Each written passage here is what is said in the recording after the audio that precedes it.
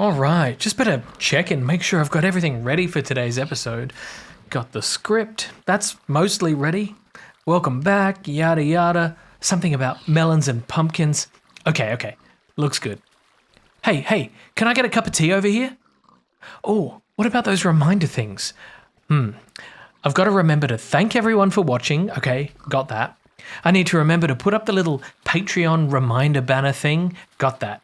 Oh yeah, and there's this new thing on YouTube now, isn't there? Yeah, there's a new way of supporting content creators where you can click the thanks button down underneath the video and support them directly. Pretty cool, huh? All right. Yep, I think we're almost ready. Oh, hey, has anyone checked my hair? Does it look okay? All right, good. Right. I'm ready to go. You can start rolling. What do you mean we're already rolling?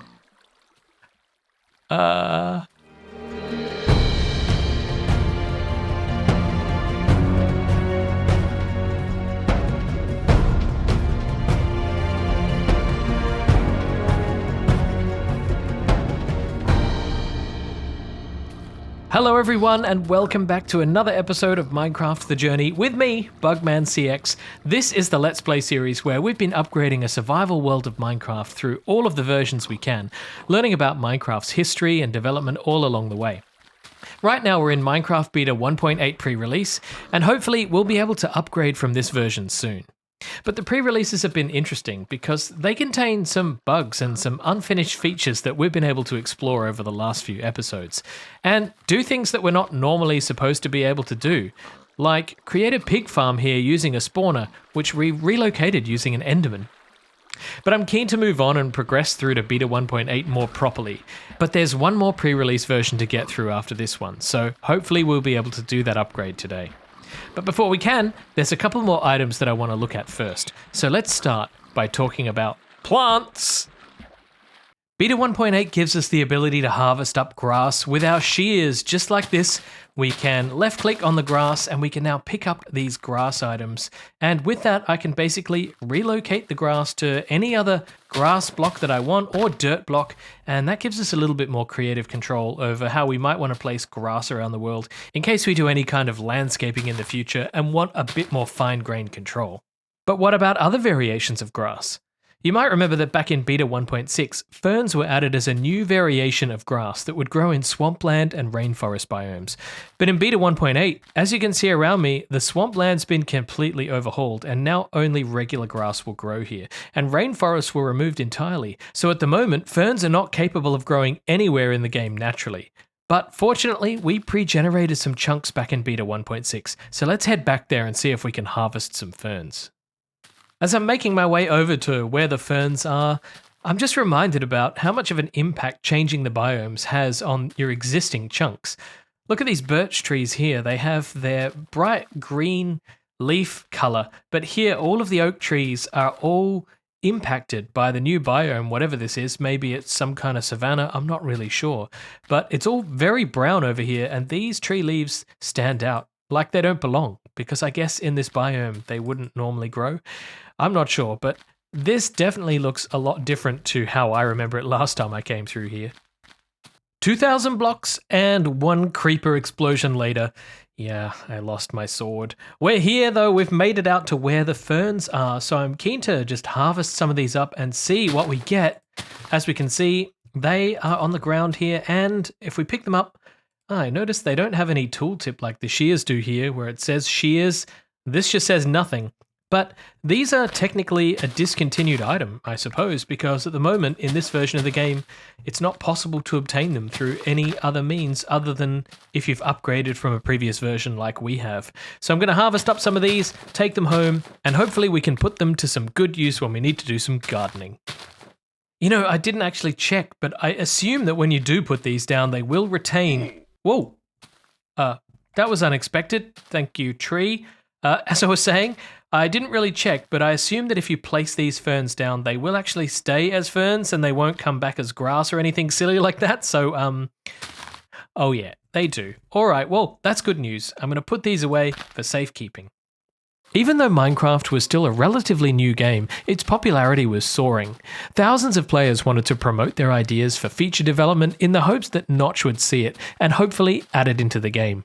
Some ideas had been around for a long time, including one which saw a lot of interest on the forums and later started getting upvotes on the Mojang Get Satisfaction website.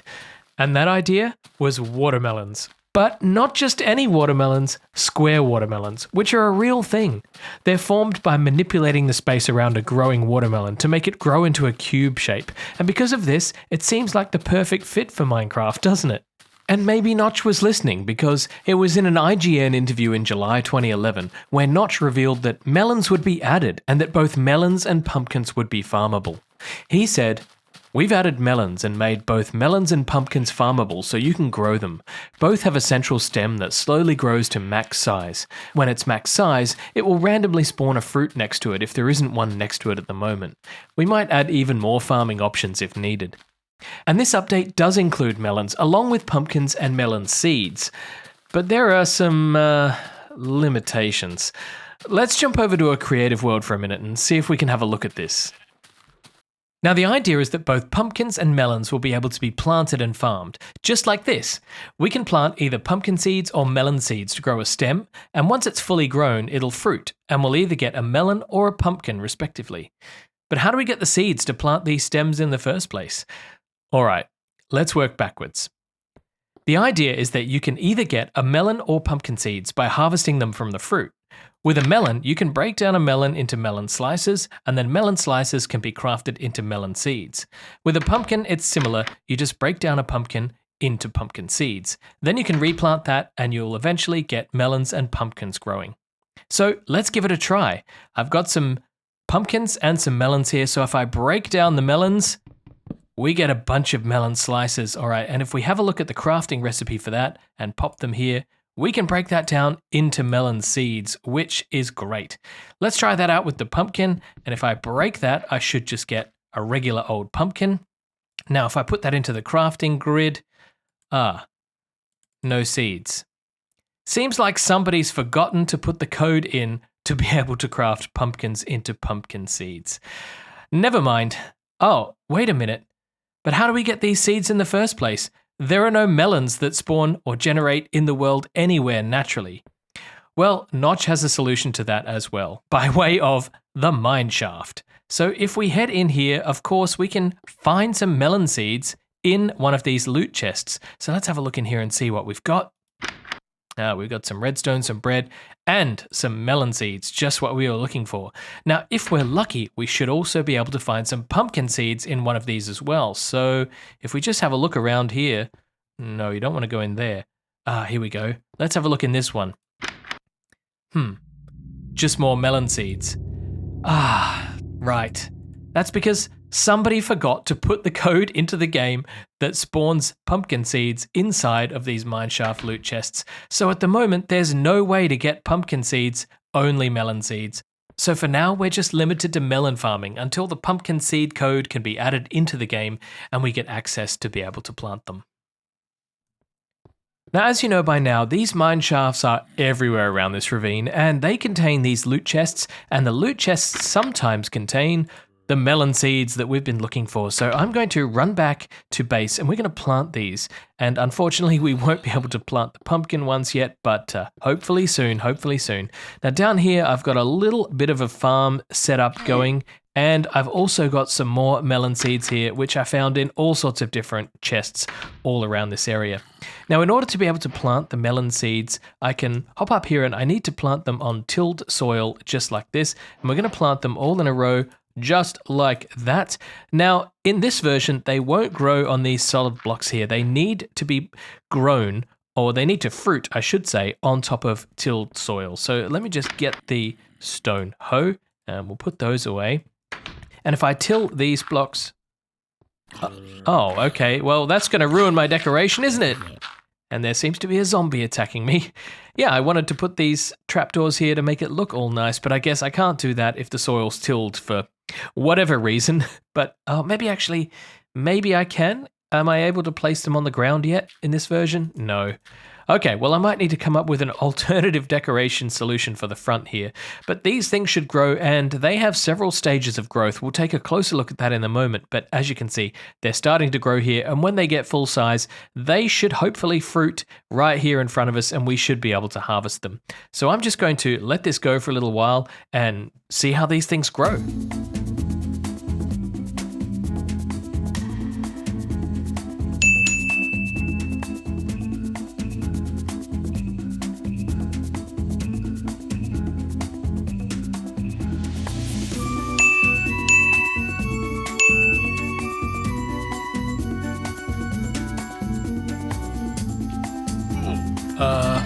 Okay. Thanks. Not only did I get killed by that annoying zombie, but I got bitten by one of those pesky spiders as well, and I'm down to half a heart, which isn't a good situation to be in. But luckily we have 8 delicious melons right here, and they're ripe for the taking, so I'm going to harvest some of these up, and we'll have a look at the melon slice and see just how much of our hunger it restores. That should be enough for now. There's plenty of them here. Okay, we're down to 4 haunches. Let's see what happens if I eat a melon slice. It increases it by 1 haunch or 1 drumstick or whatever they are. So I'm going to fill up my hunger bar here, and hopefully I'll be able to recover my hearts. Oh, it's a slow process. This is not a very good food source, is it? But, you know, in a pinch, I suppose it does the job. I wonder how much saturation it gives me as well. I'm not sure of the exact values, but I don't think it'd be very much. So I'm pretty sure my hunger will start to go down again soon as I start to use up my energy. Now, we need many more melons than this. This was a small farm to just see how the mechanics work, but this size of farm isn't going to cut it. So I need to start working on something a little bit bigger. I've been out here working in a copy of my world in creative mode just to figure out how I want this farm to work. Now, I wanted it to be as automated as possible within the current constraints of the game, and I've been able to do that by using pistons, but unfortunately I do have to reload the farm every time manually, so we can't get a fully autonomous melon farm just yet. And I will extend this to pumpkins in the future as well, but right now melons is really all we have. And this is the way that it works. This side is currently unloaded, so we can see exactly what's going on. Now, the melons require farmland on which to fruit, so this front row here is where all of the melons should appear over time, and once they do, when we have a full magazine like that, we can actually activate the farm. And when we activate the farm, 2 things happen. The first thing that happens is that this farmland down here will actually be retracted. Down the bottom here, we've got these extended pistons which are currently pushing up that block, and when the farm's activated, they'll get pulled downwards. After that happens, these pistons up the top will all activate, and they will push the melons downwards, and there'll be a gap in here, and that will cause, well, most of the melon slices. It's a little bit lossy, but that's what you get with these kinds of farms. That'll push the melons into the gap below, and they will break, and all of the melon slices will be in this level here. And what happens at the end here is we have a water source, and that water source will extend out like this, and all of the melon slices will drop into this hole, and we can go around here to the bottom and collect them up manually, because as we know, there's no way to collect items other than just walking through a pile of stuff at the moment, at least in this version of the game. So I've hooked up a switch here, and I want to run this through with you, and we'll see the farm in action. This is probably the best angle we're going to get, so keep your eye on all of the activity. Let's activate the farm. And there we go. As you can see, a couple of slices didn't make it because the farm is a little bit lossy, and you can hear all of those melon slices currently going down the hole just like that. And of course, if this side of the farm was fully loaded, we would have more melon slices going down this way as well. Now, I did say it's semi-automated, so once I've finished harvesting, I can just reverse the pistons like that, get my hoe, and then just retill these blocks here on all of the active farm blocks that I want, and eventually this will all regrow melons, and in the future, like I said, pumpkins as well. I'll probably mirror it on this side here where the pumpkins will be when we build the farm downstairs. So there's me doing redstone. Who knew I could do redstone? Yeah, it's a bit of a struggle, but we did make a functional farm, and I'm really pleased with it. And after just a little bit of work here in the base, we now have a fully functional melon farm. No pumpkins yet, of course. As you can see, I've planted the stems down here and I'm just waiting for them to grow, and I've extended it out to 2 lengths long and repeated it on both sides. So I guess later on I can replace this with pumpkins as soon as we're ready to be able to harvest those. And out here I've just got a little switch hooked up, and I may move this somewhere else, but right now we can just flick the switch and the farm works perfectly. Nothing to harvest just yet. I'll try and do one before the end of the episode. But what happens to the melons? Well, they go down here. Need to fix up all of this. It's pretty awful at the moment. But they'll just come down here, flow down this water, and I'll be able to scoop them up, and maybe we'll add some storage over here or something like that. So I'm very pleased with the outcome of this, and I can't wait to do my first harvest. But while we wait for these stems and these pumpkins to go... Oh, this is the most annoying bit.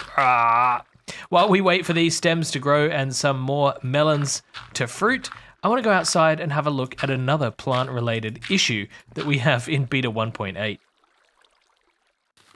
Here's what the original swampland looked like when the chunks were first generated. As you can see, there are all of these trees with vines hanging down, plenty of animals around the place as well. But we've been living in this area for quite a while, and things have changed. There seems to be a bit of a forest fire going on over there that is interesting. But yes, things have changed in this area quite a bit. So I want to take a look at how things looked then versus how they look now. Oh boy. As you can see, things have gotten considerably overgrown here. Wow, look at this. Every single vine has spread to all of the neighboring blocks, and then it's grown all the way down to the ground. But not just that, as you can see in little areas like this, the vines have actually spread to the sides of these blocks here, and they've spread, and they've spread, and they'll just continue to spread infinitely. And it creates a rather interesting effect, doesn't it? That's very overgrown in there. But when you get over here and go closer to the base, you'll notice that the mountains are absolutely covered in vines. See what I mean? Have a look at that. That's a lot of vines. They've probably spread from just this tree here or one or two of the neighboring ones, but they've spread all over the mountain, all the way around it, and all the way along here as well, even across to that mountain range over there as well. And they'll just keep doing that. They'll just keep spreading indefinitely. And I'm not sure if I like this. Let's have a look at what it looked like before. What a difference. Just look at that. It looks so clean and normal, and everything looks fresh again, even that mountain over there. So we're going to have to figure out exactly what we want to do about this problem. Wow, there are a lot of vines on this mountain. Now I could just smash them all out with my fist like this and just break them all one by one, and eventually I'd be able to clear them all out. But that's really slow and inefficient. So there is another way, and that involves the water bucket. Not sure if you can see that from way up there in the sky, but let's see what happens if I flood the mountain a little bit, like this. There goes the water, and if I pick up the water again, as the water clears, we should see that it's actually broken a lot of the vines in its path there. As you can see, the mountain is starting to clear out now, and we've got rid of quite a lot of these vines. So what I should be able to do is just flood the mountain a little bit, like this, and clear it out section by section, and hopefully try and get rid of as much of this vine ugliness as we can. And this might take a little while, but it should eventually do the job. Well, you know what? That was actually a lot faster than I expected, and it's cleared out quite a few of the vines. What I need to do now is just go around and make sure there are no more that will cause more vines to grow, and then make sure that there are no paths from any of the trees in the back here, which is where all the vines have come from, just to make sure that no more can spread to this mountain. But there is another bigger mountain over there, and I want to take another look at that before we decide what to do with that one. And for this mountain here, as you can see, it is absolutely covered. And I'm just going to leave this one as it is for two good reasons. One is that in the next version, this vine growth problem gets fixed, where vines will actually check to see how many other vines are in the nearby vicinity, and they won't grow if there are more than 4 vines around the block. I don't know the exact science behind it, but it should prevent a lot of this spread that we've seen on these mountains. But there's another reason that I want to keep this. Ow! There's another reason that I want to keep this, and that is because around the back of the mountain here, if we just head around, I want to show you something. And that something is this. This little connecting bridge up here on the top of the mountain has caused the vines to spread across it and then grow down all the way to the ground. And I think this looks really amazing. It's kind of like a shaggy haircut for the mountain or something like that. But I really like this effect. And it really is only Minecraft Beta 1.8 pre-release where you would see this happen because of this vine bug. So I'll be really happy to keep this in my world. Oh yes, coming along nicely. But it's not ready yet. I want a full complement of melons before we harvest this thing at the end of the episode. Now, speaking of the end of the episode, I did say that I wanted to upgrade off of Beta 1.8 pre-release to the next version before we reach the end of this episode, and I'm still hoping to do that. But before I do that, there's one thing that I want to do to exploit a bug that exists in this version one last time, and that has to do with the crafting table. Now, you might remember that if you put items into the crafting grid on the crafting table and then press escape and back away, the item will split up into two, but it's kind of a ghost item really because these items on the ground can't be picked up. But it does cause an interesting side effect, and that is that this item in my inventory here is a stack count of 0, and what that means is that when I consume the item like this, it'll actually stay there. Well, in reality, the game has just subtracted 1 from 0 and made the stack count -1. And this works on any item in the game, but usually it's only useful for items like food and other consumables. So there is one other consumable that I want to use this with, and that is coal. I'm going to build a little furnace array over here, and we're going to fire that thing up with coal that's been duplicated on one of these crafting tables, and effectively it'll be infinite fuel. And I'm really keen to see how the game will handle that over time and whether it'll actually reset the coal back to 1 as soon as it reaches the integer limit of -127. I'm just keen to see what happens. So let me build a little furnace array and we'll populate it with illegal coal. I've built a basic little furnace array right here underneath the skeleton spawner. Nothing fancy yet because no automation exists yet, so we've just got 8 furnaces across the middle here, and we can use these to smelt up glass and ores and stone and whatever else we want to do. Now, how are we going to fuel these? Well, at the moment, there's nothing in each of these furnaces. They're all empty, but I do have some coal with me. So what I'm going to do is I'm just going to use one piece of coal at the moment, so we'll put everything away except for this one piece of coal. Now down here on the crafting table, if I place the coal into the crafting grid like that and then back away, I've got 2 of them. Now if I stand here in the coal, what I can do is open up the furnace and pick up this coal and place it right here in this slot, and another one has appeared here in my inventory. So I can move over to this one and do the same, and that's because I'm picking up this coal over and over again each time this stack count is reducing by 1, but because it's negative, it stays there on the ground. So I can just keep filling up each one of these like so, and go back and pick it up another one, and oh, I lost it. What happened? There it is. Oh, I can't right-click on the furnace while I have the coal in my hand, otherwise it will disappear. So I need to do this in the right sequence. All right, I'm going to fill these up and then we're going to smelt away and see how well this thing works. Each of these is now loaded and we're ready to go. So what I'm going to do is fill up each one with some cobblestone. Wait, why did it consume the item? Was that the first one? Yeah, I think I put the real piece of coal in the first furnace, so we can just head on in here and try that again. And if I'll come back and check this out and just make sure that the piece of coal I put in there was actually a proper ghost item of coal. But anyway, I'm going to continue to fill up the rest of these furnaces, and hopefully by the end of this, we should be able to see that it smelted up all of the stone on a ghost piece of coal, illegal coal, and we should have a furnace array that is basically infinite. We can probably see this happening in real time. As we reach the end of this smelt, it should consume another piece of coal and refill the furnace, and it did. So it's working just as we expected. Oh baby, it's ready! All right, let's harvest this thing. Oh, did you hear that? There were so many sounds they couldn't play all at once. Let's go and see down below. Oh yeah, that's what we want to see. Here they come, here they come. Free melons. Wow, there are so many of them. And they just pour out onto this little step here, and I can hop in here and scoop them all up. Wow. Just look how many there are. From that harvest, I got just over 2 stacks, and there are a few more slices left up there as well. But did you know we can use these to convert the slices back into full melons? Weird, right? I always thought this was a totally bizarre feature, because why would you be able to take melon slices which are ready for eating and turn them back into full melons like this? It just doesn't make any sense. Wouldn't it make sense the other way around, where you can harvest a full melon and then break it down into slices? Yeah, I really never understood this logic. Notch, what were you thinking? It's possible for us to make full melons from melon slices, so we can either use these to decorate or we can use them for building. Maybe we should have a think about where they might fit in a future build.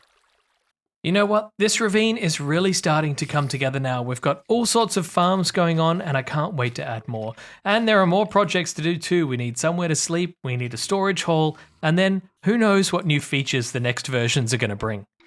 Oh yeah, next versions. We said we'd upgrade before the end of this episode, didn't we?